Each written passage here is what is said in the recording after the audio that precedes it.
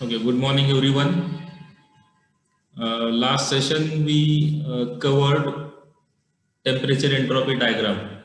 Now we know that area under the curve in case of temperature entropy diagram represents the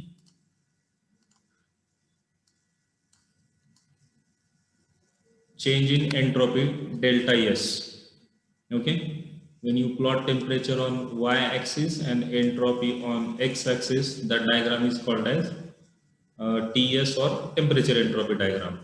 Then next we discussed the Clausius theorem. In Clausius theorem, एक minute.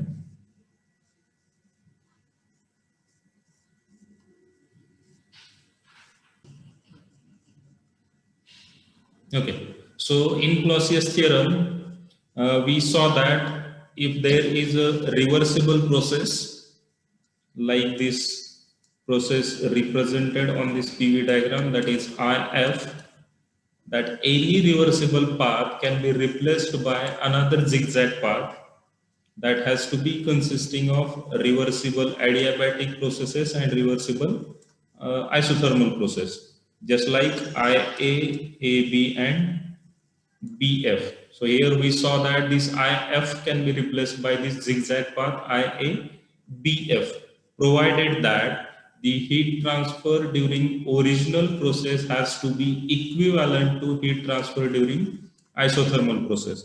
So in this example, if I say this IF is the original process and AB is the isothermal process that is going to be replace the original path, then heat transfer during IF must be equal to heat transfer during this AB.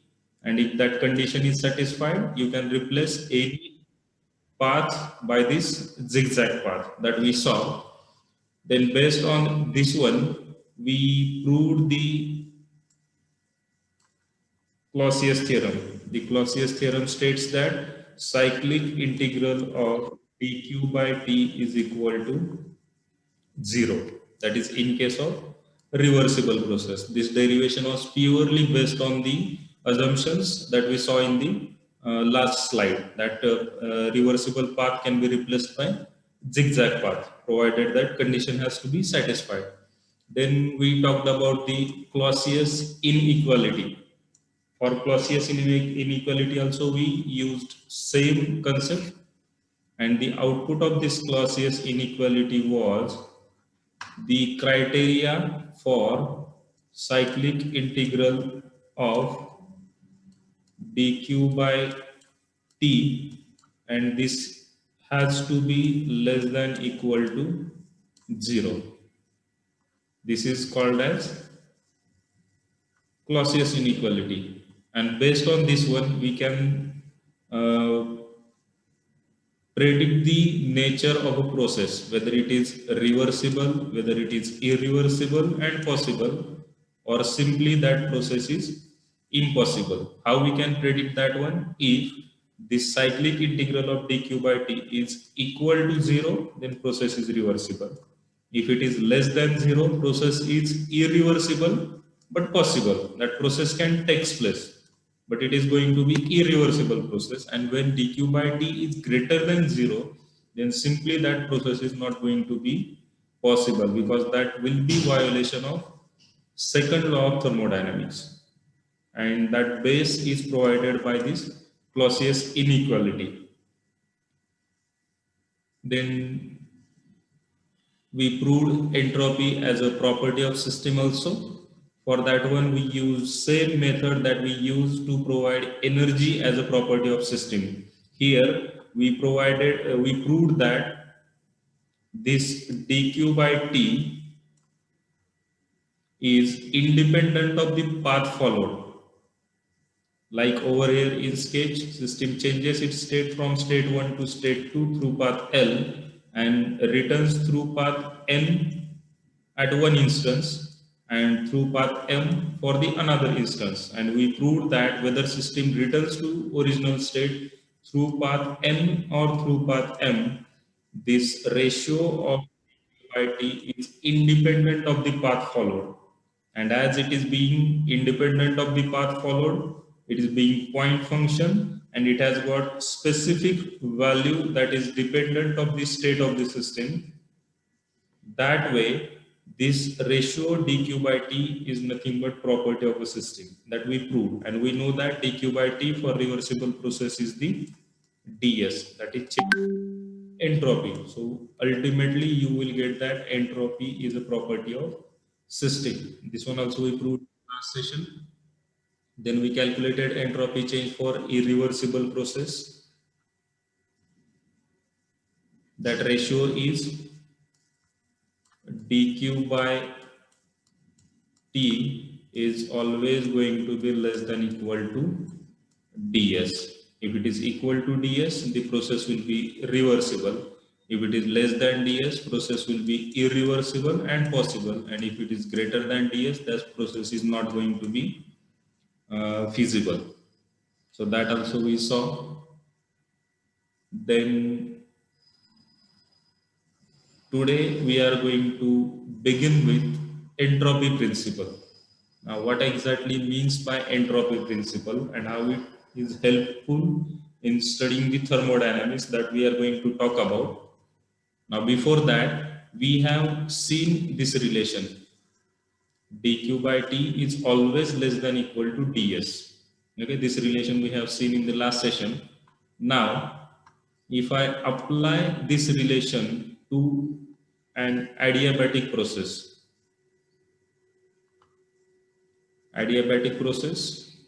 or isolated process. Isolated process in the sense heat is not going to enter the system, or it is also not going to leave the system. So now if Q is equal to 0, I have got the relation dq by t less than equal to ds. So if this Q is 0, this whole ratio is going to be equal to 0. So change in entropy for isolated system is always going to be greater than equal to 0. This relation we get from this relation that we have obtained in the last session. Now we are going to use this relation, and this relation is nothing but the entropy principle. Now let's see how this is going to be helpful in deciding nature of the process. The relation is change in entropy for isolated system is always greater than equal to 0. Change in entropy always greater than equal to 0 means that entropy change either going to equal to 0 or it is going to be greater than 0, right? It is never going to be less than 0. If I say change in entropy is less than 0, that is negative, in that case, the entropy is going to be reducing. Delta S is negative, that means the actual value of entropy is going to be decreasing, and that is not there. The relation is delta SO is greater than or equal to 0. So either change in entropy going to be 0, it means entropy will remain constant, or delta entropy greater than 0 means entropy is going to increase. So I can say that if the process is isolated one, then its entropy either going to remain constant or it is going to increase, but it will never decrease. Okay, if it is isolated process, then its entropy will either remain constant or increase, and it will never decrease. So all the processes that are going to occur in nature are going to follow this graph. This is entropy on y-axis and state change along x-axis. So system changing from state 1 to state 2, state 2 to state 3, likewise. So if system is changing its state, or if there is energy conversion from one form to another, that process is going to follow this curve. So all the processes occurring in nature are going to stick to this curve. It means that the entropy of the system, or entropy of all those processes, is going to increase, and at certain instant it will attain maximum value and then remain constant. Okay, so all the processes occurring in nature are going to cause increase in entropy to a maximum value, and then it is going to remain constant.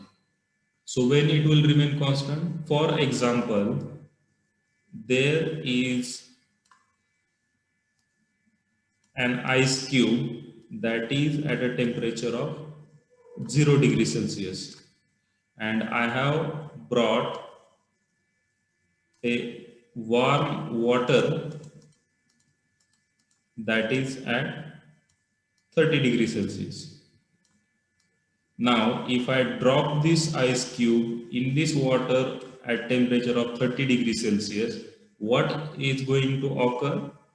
The ice will start melting by absorbing heat from this water that is at 30 degrees Celsius, and ultimately when this ice has got completely melted, this 30 degree will be reduced by some value, let's say 27 degrees Celsius. We are assuming this one, 27 degrees Celsius. And at that temperature, this ice will be completely dissolved in the water.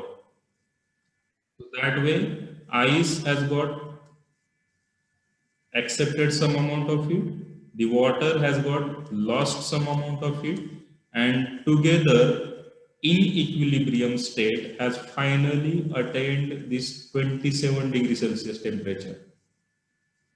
Now, if I compare this process with this graph, the ice is accepting the heat. So for that one, entropy change will be positive. The water is losing the heat. So for water, entropy change will be negative. But when I add entropy change for ice and entropy change for water, because I need to write this relation for isolated system. An isolated system in the sense when I combine those two systems, ice and water, and I separate it from the universe, then it becomes isolated system. So for this ice and water system, if I add entropy change for ice and entropy change for water, that is going to have some positive value. That is going to have some non-zero value. That is going to be greater than 0. And that entropy of ice plus water will keep on increasing. Means initially when I drop this 0 degree ice into water, right from that instant, the entropy will start increasing. The ice will gradually keep dissolving. The temperature heat from water will be gradually provided for that melting purpose, and entropy will keep increasing. And when maximum value will be reached, when that ice has got completely dissolved into water, that is at 27 degrees Celsius, when this ice and water has attained equilibrium condition. Equilibrium condition in the sense, after that condition, ice is not going to accept any heat, or water is not going to lose any heat, because now those two has got attained equilibrium condition. Ice has got completely dissolved into water, and there is not heat interaction between ice and water, and that state is called as equilibrium state. And at that state, this entropy will have maximum value, and at the same state the entropy change, that is delta S, will be equal to 0. Okay, so this is called as entropy principle. What entropy principle is? If you consider any isolated system, or for example, the best example of isolated system is the universe. Universe in the sense Earth plus its surrounding atmosphere. Okay, if you consider this whole system as isolated system, then entropy of this universe will keep on increasing continuously till what instant? Till it reaches the equilibrium condition where it will attain maximum value, and after that it will remain constant. This principle is called as entropy principle. Is that clear to everyone, or do I need to explain it more? Let me know, please. Everyone got an idea about the entropy principle, or do I need to explain it further? I need confirmation from somebody.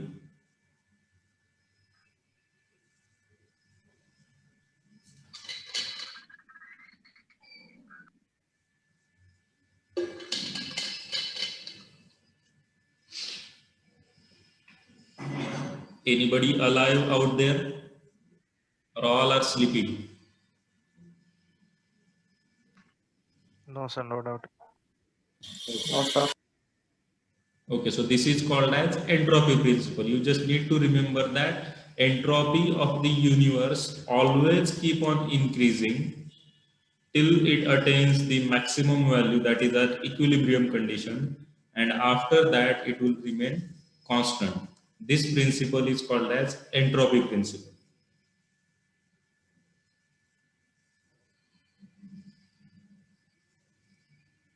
Now let's see one derivation, that is application of this entropy principle. We just saw the entropy principle. Now we are going to apply that entropy principle to few examples. The first one is transfer of heat through a finite temperature difference. Now let me connect this one with the irreversible process.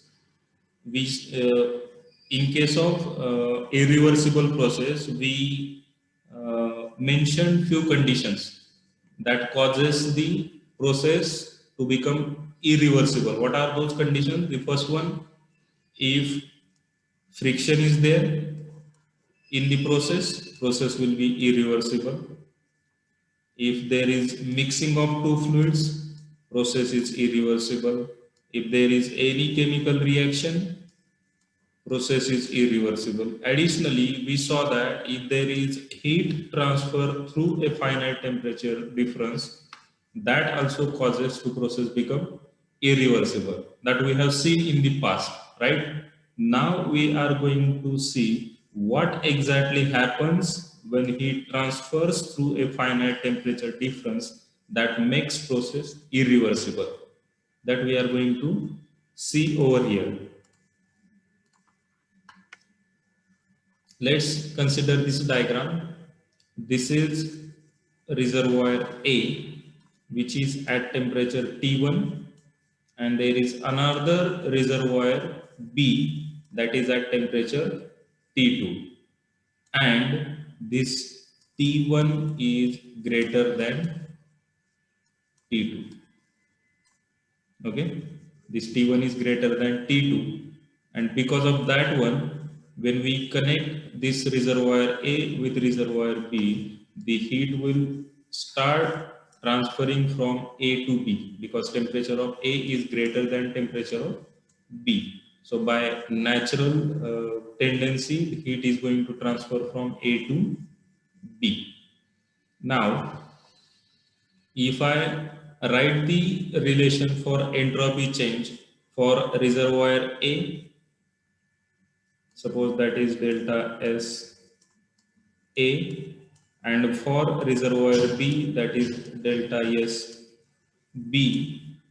And if I add those two, that is delta S A plus delta S B, that will give me the delta S for universe, right?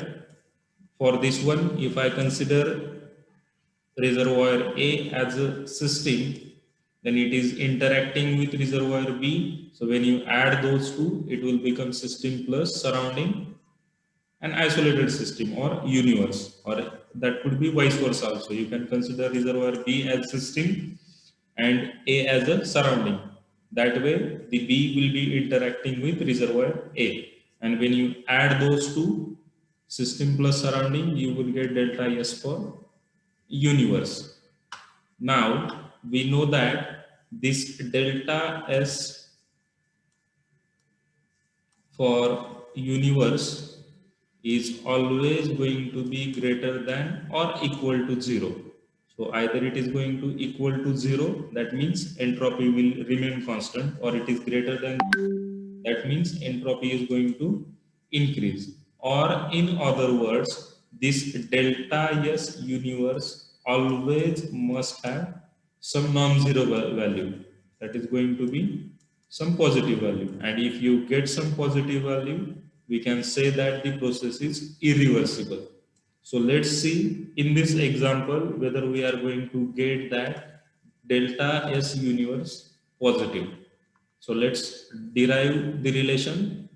For reservoir A, it is losing the heat Q and its temperature is T1. So entropy change for reservoir A will be Q by T1. We know that delta S is equal to Q by T, heat interaction to the temperature. That ratio gives us delta S. Now this relation we are going to write for reservoir A, and then we are going to add those two so that you will get delta S for universe. So now for reservoir A, the relation is going to be Q by T1, but this Q is going out of the system, and sign convention is when heat is going out of the system, it becomes negative. So delta S A is equal to minus Q by T1. Similarly, reservoir B is going to accept same heat Q, but its temperature is T2, and for reservoir B, this heat is heat input to the system. So delta SB will be positive Q by T2. Okay, for delta SA minus Q by T1, for delta SB plus Q by T2, and when you add those two, delta SA plus delta SB, that is delta S universe, you will get minus Q by T1 plus Q by T. If you take Q common, you will get relation T1 minus T2 by T1 into T2. When you solve this one, you will get this term. We have taken Q common and we have taken a cross multiplication. So that way you will get T1 minus T2 by T1.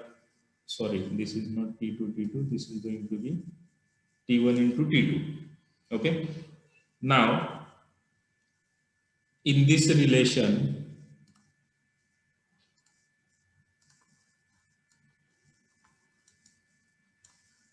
in the relation that we derived over here, if you look at this relation, when T1 is greater than T2, in this relation, if T1 is greater than T2, what will I get for this whole term? If T1 is greater than T2, I will get some positive value, right? And we know that if it is positive, process is irreversible but possible when it is positive. Second case, when this T1 is equal to T2. When this T1 is equal to T2. So that way numerator will become 0 and multiply or divide anything to 0, you will get 0. And we know that when delta S is equal to 0, that process is reversible.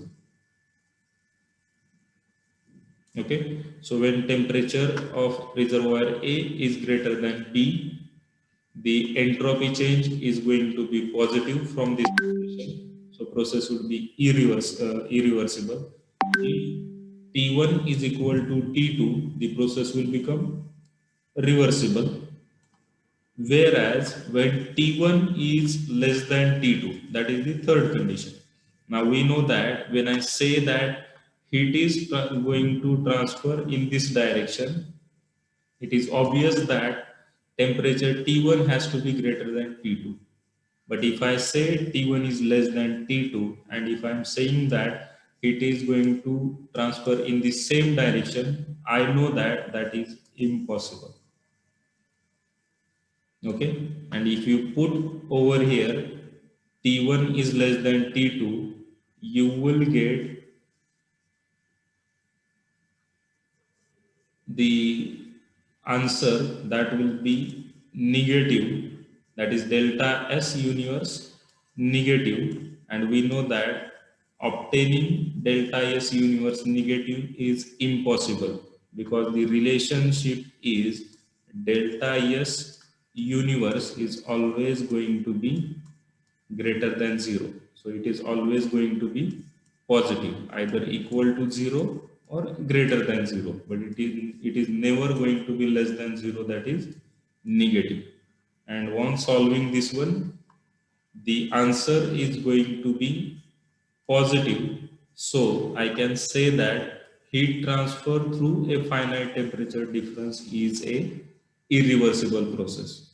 So till now we were saying that heat transfer through a finite temperature difference is irreversible process, and now we have proved that one, why that heat transfer through finite temperature difference is irreversible. Anybody has got any doubt? Let me know. I'll wait for a few seconds. Till then, you can ask your queries.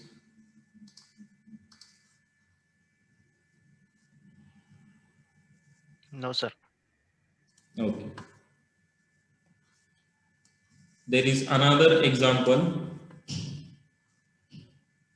where we say that when you mix one fluid with the another fluid, the mixing of two fluids is irreversible process. That also we have discussed or we have considered while studying the irreversible process. Now we are going to prove that mixing of two fluids is irreversible process by applying the same principle.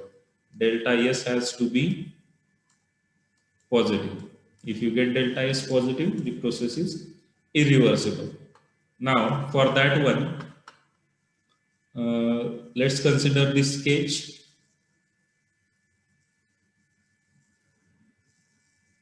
This is an isolated system that has got adiabatic enclosure. This outer wall is completely adiabatic, so heat is not going to enter the system or heat is not going to leave the system. So that way it has got become an isolated system. Now that system has got two parts. This is a partition. On the left hand side, there is subsystem 1, and on the right hand side, there is the subsystem 2. For subsystem 1, there is a fluid that has got mass M1, specific heat C1, and temperature T1. On the left hand side, there is subsystem 1 having properties M1, C1, T1. And on the right hand side, there is subsystem 2 having properties M2, C2, T2, mass, specific heat, and temperature. And the temperature of subsystem 1 is greater than temperature of subsystem 2. T1 is greater than T2, that we know. Okay, this is the introduction of the system. Now what we are going to do, we are going to remove this partition.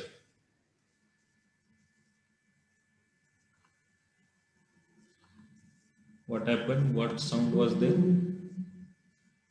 Okay. So now we are going to remove this partition, and because of that one, what will happen? The fluid in subsystem 1 will mix with fluid in subsystem 2. Here we know that temperature of subsystem 1 is greater than temperature of subsystem 2. So when you mix those two fluids, finally at equilibrium condition, it will have some temperature, and that temperature is considered as T final, because when you mix the system A with system B, T1 is greater than T2. So T1 is going to reduce, T2 is going to increase, and the system is going to have some final temperature. That temperature is called as TF, that is final temperature. And that final temperature is going to be greater than temperature T2 because T2 was the smallest one, and less than T1 because T1 is going to lose some amount of heat to the another system. So this T1 will decrease, T2 will increase, and those two will attain final temperature, that is TF. That will be the final condition. And now for this whole process, we are going to derive the relation of change in entropy. And we are going to see whether we are going to get positive or negative answer. So when you remove this partition, the fluids from subsystem 1 and subsystem 2 are going to mix with each other. Subsystem will lose its temperature, subsystem will gain some temperature, and finally those two subsystems will settle for final temperature of T final. Okay. Now let's find that final temperature. Means I know the initial temperature of subsystem A, initial temperature of subsystem 2 also, but on mixing those subsystems together, they are going to attain some temperature, that is T final. And how to find that final temperature? For that one, when subsystem 2 and 1 are mixed, this subsystem A is going to lose some heat. Let's consider that heat as Q1. And this subsystem 2 is going to gain some heat. Let's consider that heat as Q2. And as those two subsystems are covered with this adiabatic enclosure, the heat is not going to cross this boundary. So whatever heat is loosened by subsystem 1 is exactly same as that of heat gained by subsystem 2. So this Q1 is going to be equal to Q2. This relation we get, okay? And heat transfer, we have general relation Q is equal to mass multiplied by specific heat multiplied by change in temperature T higher minus T lower. So that Q is equal to mCp into delta T. This is the general relation for heat transfer. Now, if I put the values of Q1 and Q2 by using this relation, I will get M1C1, that is mass of system 1, specific heat of system 1, multiplied by T1 minus Tf. I have this relation. Tf is in between the T2 and T1. It is greater than T2 but smaller than T1 because T1 is going to be reducing and T2 is going to be increasing one. So T higher minus T lower, that is T1 minus Tf, whereas for Q2, M2 into C2 mass multiplied by specific heat multiplied by, now for T2 Tf is greater than T2, right? So that will be Tf minus T2, T higher minus T lower. and the unknown thing is this TF. Everything else is known to us. Mass is known, specific heat is known, T1, T2 is also known. So from this relation, if I take TF separate, the rest thing will be input given, and that could be used to calculate this TF. So from this relation, I will get final temperature of the system, that is the final temperature attained by the system when two fluids are mixed together. So that way you will get TF. Now, while calculating the entropy change, delta S1, that is entropy change for subsystem 1, the relation is going to be Q by T, that we know. Delta S is equal to Q by T.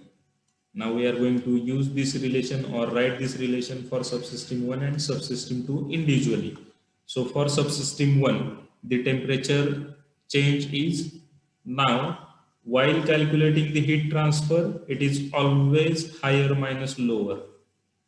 That could be a confusion while solving numericals. So get it cleared right here. In case of heat transfer, MCP delta T is T higher minus T lower.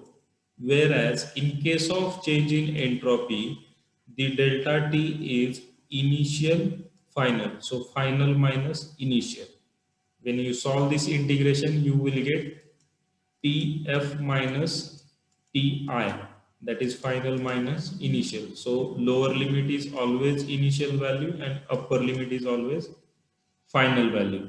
So T1 to TF dq by T, q by T or dq by T, and this dq is nothing but mc into delta T. Same relation we are going to use again, mcp into delta T. So m1 c1 delta T by T. Now there is small mathematics over here, so pay a little bit extra attention over here. We have got this value after putting dq is equal to mc into delta T. Here in integration, there is term T in the denominator and dt in the numerator, or derivative of the denominator is appearing in the numerator. So integration of that dt by T will be ln of T. Okay, so when there is derivative of the denominator is appearing in the numerator, its integration will be ln of the T, and after putting this TF and TI, you will get ln of TF by T1. Initial temperature is T1. So Ti will be replaced by T1. So M1 C1 ln of TF by T1. And as this is in degree Celsius, to convert that one into Kelvin, I have added 273. So you need not worry about that one. The relationship for change in entropy is MC ln of T final by T initial.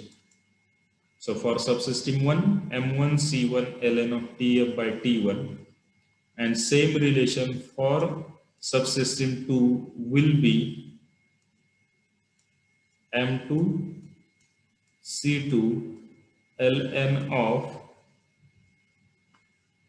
the final temperature is again TF and initial temperature is T2. You can see same relation you have got over here. M2 C2 ln of TF by T2. That is for subsystem 2 change in entropy. Now this is subsystem 1, this is subsystem 2, and to calculate entropy change for the universe, I need to add those two entropies, because if I consider 1 as my system, it is interacting with 2 and this will be surrounding, and adding those two will get me the universe.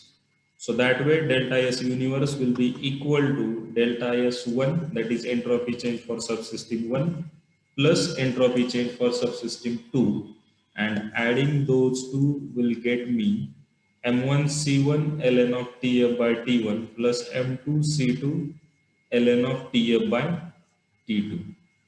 Okay, that is on the addition of entropy change for those individual systems. Now before that, let me get you back over here. In this relation, this is entropy change for subsystem 1. Tf final temperature in the numerator, T1 initial temperature in the denominator. The relation is Tf is smaller than T1. So if I take natural log of this term where numerator is smaller than denominator, this value will be negative. Okay, this value will be negative, and as I know the subsystem 1 is going to lose the heat, its entropy is going to be negative, and that's what I am getting over here. So for subsystem 1 this value will be negative, so entropy change will be negative. But in the past, I have said that entropy change is always going to be positive. Either it will be zero or it is going to have some positive value. But that is for universe, not for the individual system. Okay, this relation is for individual system. Now we need to consider another part, and those two together are going to constitute the universe. Now for subsystem 2, in this relation Tf by T2, the Tf is greater than T2, and that is going to be positive. And we know that the subsystem 2 is going to gain the heat and its entropy change is going to be positive, right? And that's what we are getting over here. And when you add delta S1, that was negative, and delta S2, that was positive, here you need to remember that the change in entropy for subsystem 2, which is negative, will have small negative value, whereas when there is entropy change positive, that will have more positive value, and when you add those two you will always get some positive value. You will never get a negative value. Even same systems are going to interact with each other. The heat lost by subsystem 1 is going to be same as that of heat gained by the subsystem 2. Still, entropy change for subsystem 1 will have small value, small negative value, and entropy change for subsystem 2, which is gaining the heat, will have more positive value, and adding those two will give you some positive value. And as delta S universe is always going to have positive value, that process is going to be irreversible. So till now, the thing that we were saying that mixing of two fluids is always irreversible process, that we have proven over here mathematically. If you have any query, any doubt, let me know.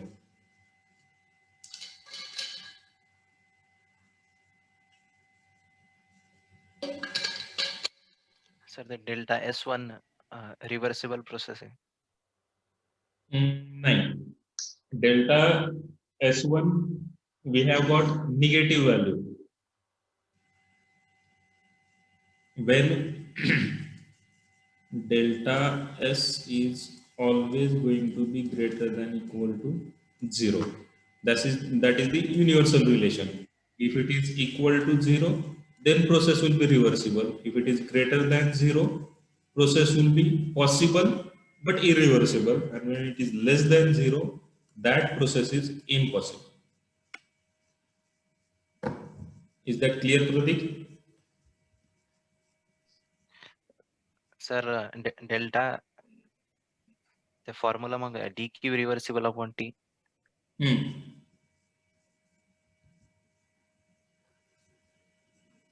dq, acha, we are considering this whole thing as a reversible process. But reversible process in the sense you need to consider system plus surrounding together. Okay, this is universal relation. Delta S is dq by t, and this dq by t is for reversible process. Okay, but that process has got now two parts. The first part is losing the heat, and second part is gaining the heat. Okay, so that way the first part, as it is losing the heat, its entropy change is going to have negative value. But we need not to worry about this one, because this relation is for the system now, not for the universe.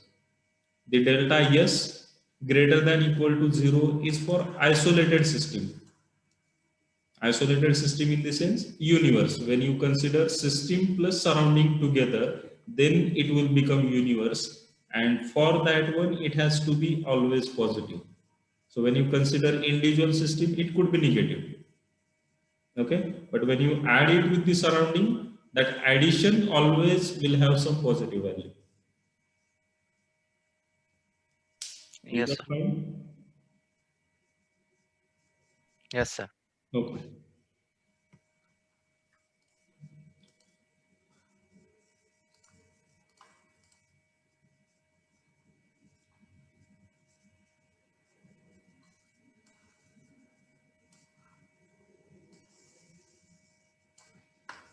Okay, there are 2 points to be discussed.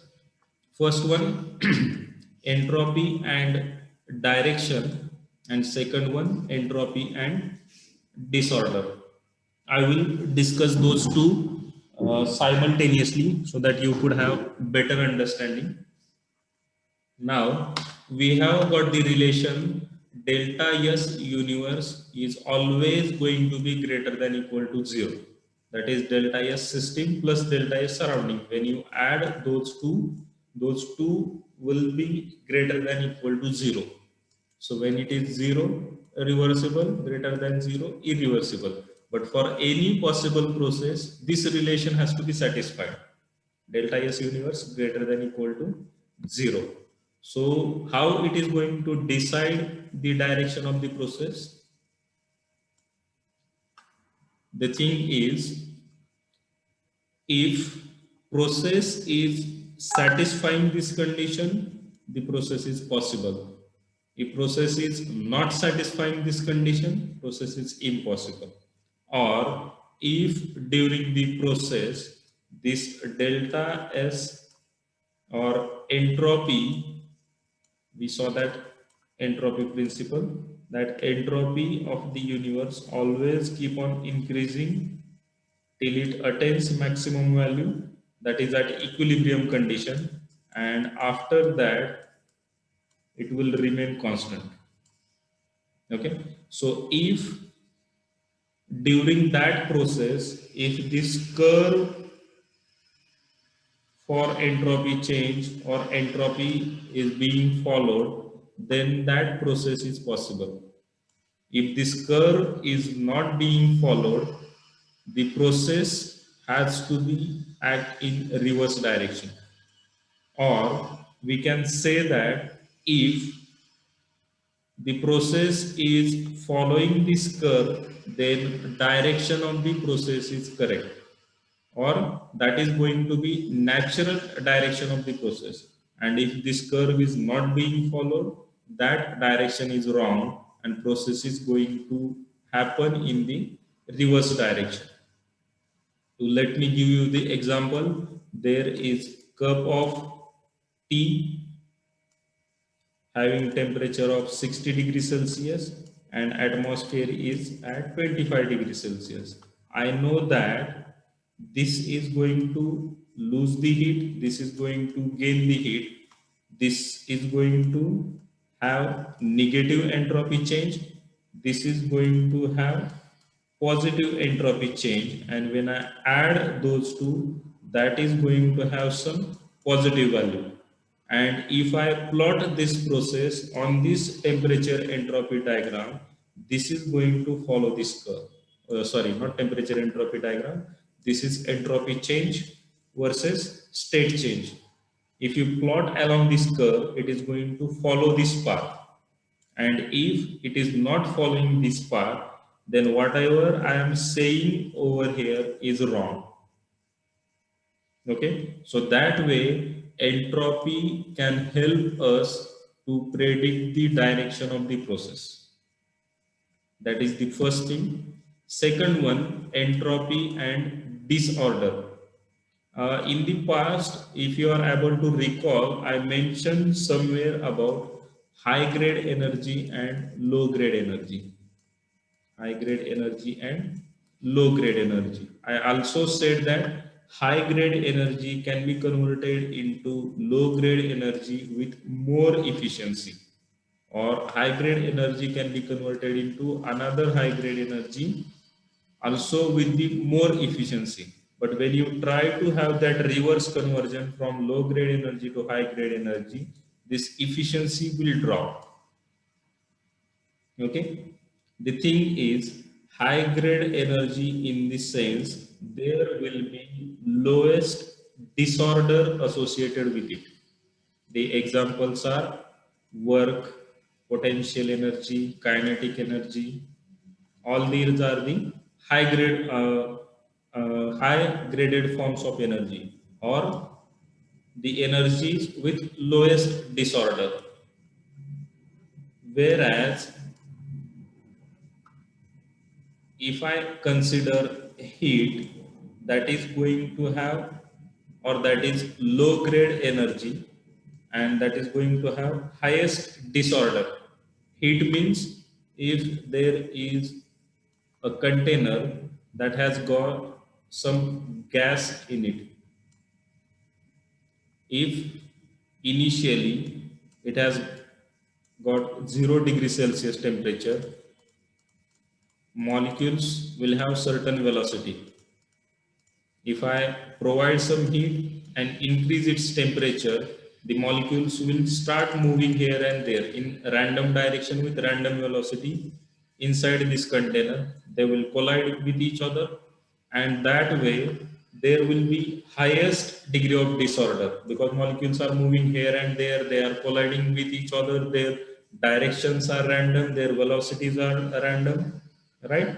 So that way the system will have highest disorder, and I know that heat is also low graded energy. And when you convert that low grade energy or highest disordered energy into high grade energy or orderly form of energy, then efficiency will be very less. Like in internal combustion engine, the efficiency is less than 50%, right? But you can convert that work into heat with 100% efficiency. Means you are driving a bicycle and you apply the brake. That kinetic energy will get converted into sound energy and heat energy. That conversion is going to be 100%. All the kinetic energy will get converted into those two forms. But can you convert those two forms into kinetic energy again? No, because that has got converted into low graded energy or more disorderly energy. So now in the universe, we know that this relation delta S universe will always going to be positive, or that entropy principle is known to us, that entropy of the universe always going to increase and then remain constant at equilibrium condition. So in nature, we know that the entropy of the universe is always going to increase.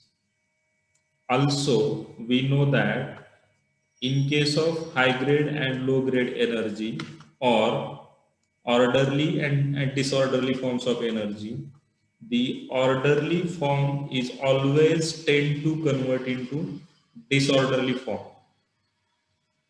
Means if I keep a cup into open atmosphere, it is going to lose heat to the atmosphere and degree of disorder is going to increase.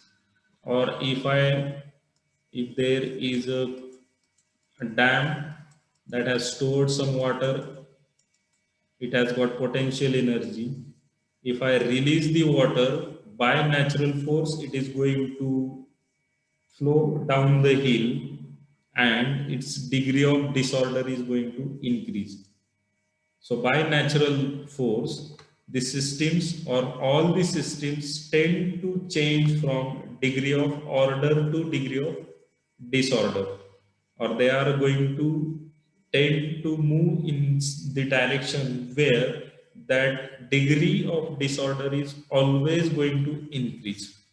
And here we know that entropy is always going to increase. So there is close relationship between degree of disorder and entropy. And that relationship is lowest disorder, lowest entropy. Highest disorder, highest entropy. So that way, entropy and disorder are replication of each other. If system has got lowest entropy, the disorder associated will be also lowest one. If system has got highest entropy, the system will have highest disorder associated with it. If you have any doubt, any query, let me know. We are done with the theoretical part over here. We are going to begin with the numericals. So if you have query, let me know. We just talked about entropy and direction and entropy and disorder, or even the things that we discussed earlier to that. You can ask if you have any query. I will wait for a few seconds and then we'll begin with the numericals.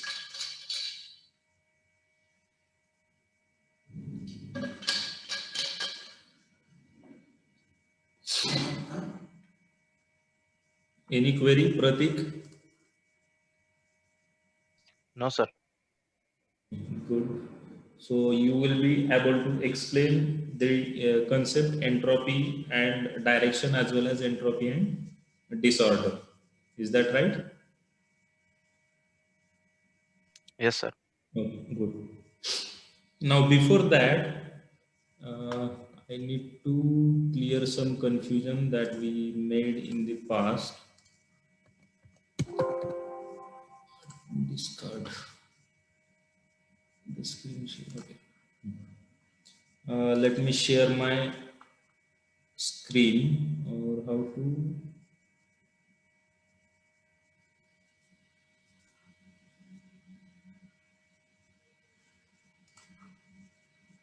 Okay. Pratik, what is visible Yes. now? Yes, sir. Syllabus topics, Okay, okay. So course outcomes. yeah, that is fine.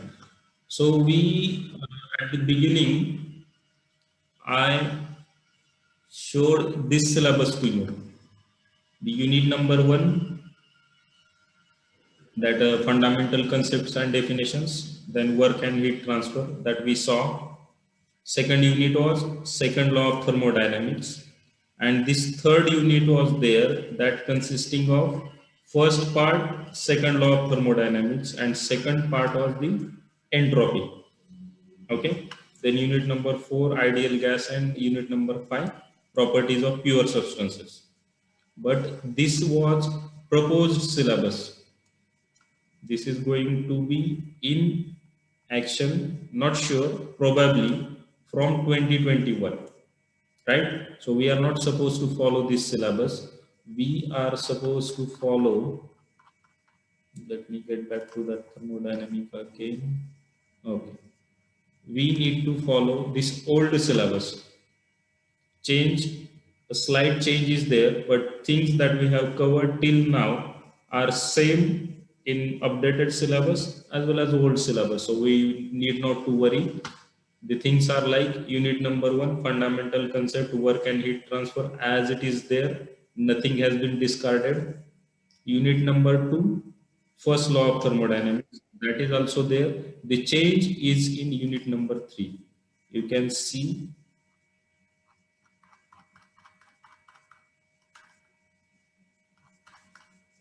here. Unit number 3, first part is second law of thermodynamics and second part is entropy. That was proposed syllabus. But in actual syllabus, unit number 3 is the second law of thermodynamics. content is same, nothing has changed. You can compare those two contents. So everything is there, but it is separate unit. And unit number 4 is this entropy. Again the content is same, but that is part of third unit itself. But so we were under impression that we are in unit number 3, second part of unit number 3, but as we are supposed to follow this old syllabus, so now we are about to finish the unit number 4. So content wise no change is there till now, so we need not to worry. We haven't covered anything extra, or we haven't missed anything. Okay, so now we are about to end the unit number 4. The change is next, the unit number 5, availability, and that unit is not there in the updated syllabus, that proposed syllabus, and we haven't started it that part, so we need not to worry. We haven't missed that one, but change is there in proposed syllabus. That availability unit is not there. They have discarded this complete unit. And what changes they have made? This unit number 6, ideal gases, they have made a separate unit, content is same. And the second part, properties of pure substance, that is from the unit number 6 itself, they have made separate unit, content is again same. So we are going to stick to this syllabus. So we are about to finish unit number 4, and then we'll begin with the unit number 5, and then unit number 6. Is that clear with everyone? Actually, we haven't missed anything, or we haven't covered anything that is not supposed to be there. So we need not to worry at all, because we are still at the unit number, or we are still at the entropy, and till this point everything is same in old syllabus as well as in proposed syllabus. But this is just for your information. Next unit will be availability, and then ideal gas and properties of the pure substances. That will be unit number 6. Is that fine, Pratik?